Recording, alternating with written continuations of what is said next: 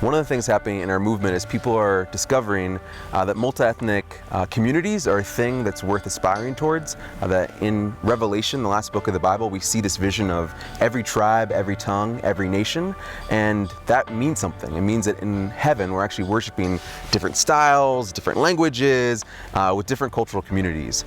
So how can we grow in that together? Oftentimes when we think about worship, we think that's a great place, but it's also a scary place. The great place is because we know if we had the resources, the people, it could sound killer and sound amazing. But oftentimes we think about our context and realize we might not have the right people, the right sound. But I want to encourage you that making any kind of step forward is a step towards that revelation vision.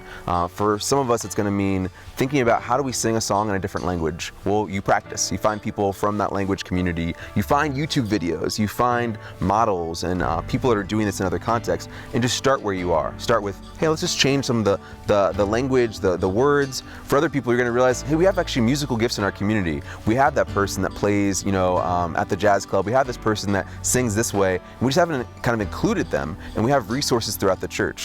It might mean that you start in a certain style and then move and make your way over. It might mean that you start with the sound of your neighborhood.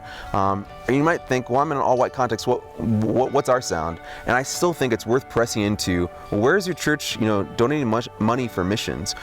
Where's a community that might be a community of refugees? Where are they from? And just start to think, exegete your neighborhood and say, what are the sounds? What are the cultures? What's the music that people like? Just in general, that's how the Vineyard started, right? What do music people liked? It's the music that John Weber played as a jazz musician. And so you got to think about that and then have tough conversations, hard conversations, but to give yourself grace that it's a journey.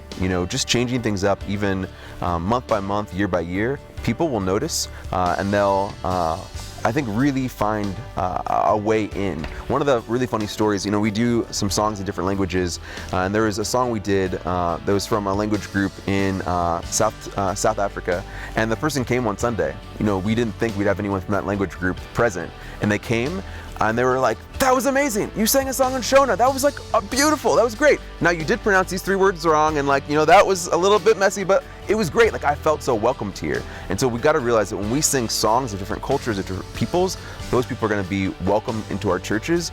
And again, even if they're not there, we're going to be living into this kingdom vision from Revelation that I feel like really pleases the heart of God.